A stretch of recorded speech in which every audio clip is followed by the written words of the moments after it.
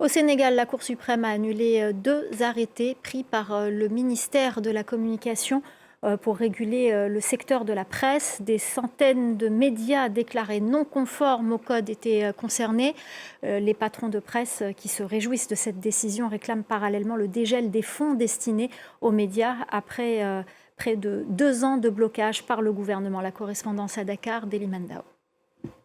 Ces deux arrêtés annulés par la Cour suprême concernent la plateforme numérique ainsi que la commission mise en place par le ministère de la Communication pour encadrer ce secteur de la presse avec la validation des médias conformes ou pas aux dispositions du Code de la presse. Un processus engagé depuis maintenant plus d'un an et qui a été combattu par le patronat de la presse sénégalaise qui se réjouit d'ailleurs de cette décision de la Cour suprême.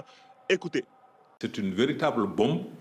Tout ce que le ministre de la Communication, de la troisième alternance politique, a fait durant 21 mois, tout cela a été totalement massacré par la décision de la Cour suprême.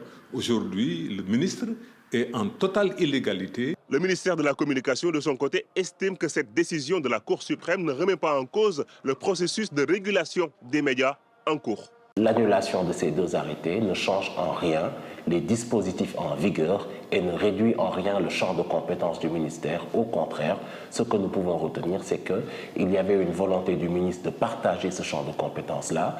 Et aujourd'hui, on revient au statut préalable avec un champ de compétences pleinement assumé par les services techniques du ministère de la Communication.